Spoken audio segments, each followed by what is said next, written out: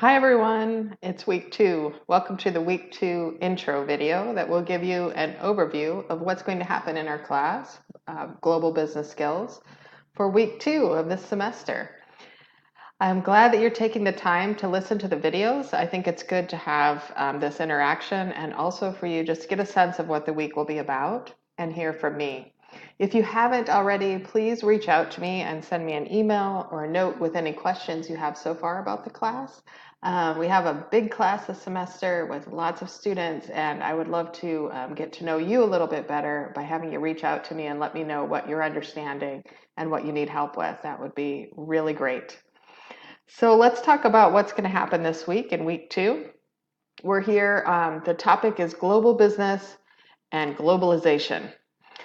Week 2 is all about what is global business? And I know for many of you, you've already been involved in some type of global business or international business activity, but many of you have not. And so we're going to learn from each other about what is really meant by global business. Why is it important?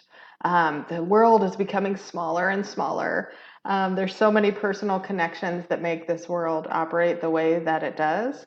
Everything that we do here in the US impacts people in other countries around the world and vice versa. So the more we know about what's going on in the world, whether we're doing business locally and selling our products locally or providing services locally, we're probably going to have people in our business or that are customers of our business that are from other countries that we need to understand their perspectives, what they like, what they don't like, why, what their backgrounds are. So all of this global business skills really helps us to improve our business leaders and business that we're doing here even here in Iowa. So we're going to have 3 objectives this week. Discuss what global business and globalization mean in the past and in the present day, and explain why understanding global business is important to everyone. Whether you are going to be doing healthcare or if you're going to be operating a business that's selling products worldwide or selling products just here, globalization impacts all of us. And then we're going to identify and describe some forms of international business activities.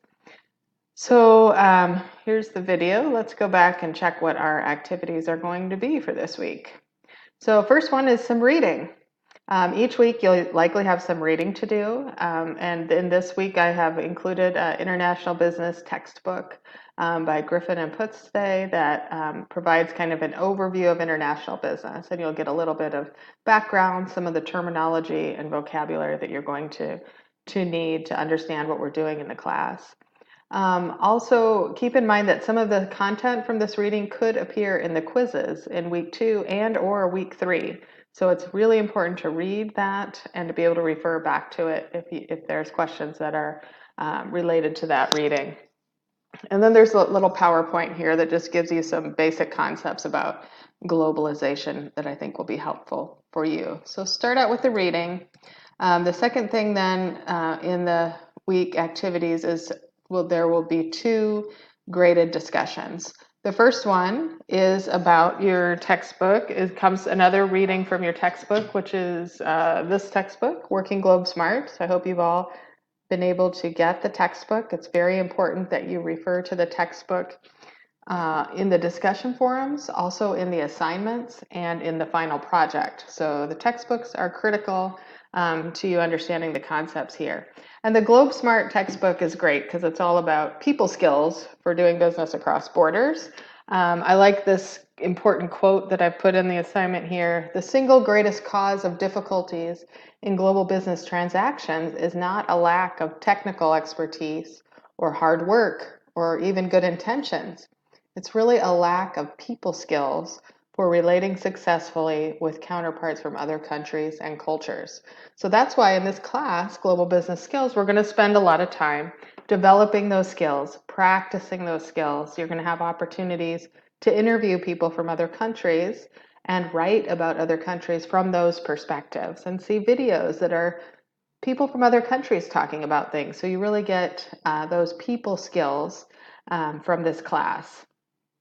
So after you complete the reading, then you're going to address the following questions in your initial post Remember, your initial post needs to be a minimum of 150 words, and you must cite your references. So posts should not be your opinion. They can include some of your opinion, but you need to back that up with citations and references to your textbook, to other online resources that you might have, some of the reading, like the Griffin and Puste chapter that was in the earlier reading. That could be one way to back it up.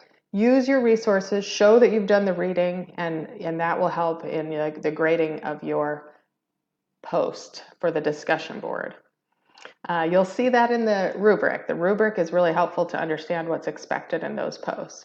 So your first initial post, 150 words minimum, and then you'll do 2 reply posts to your peers. Your reply post should not be an assessment of your peers or an opinion or a review or an agreement.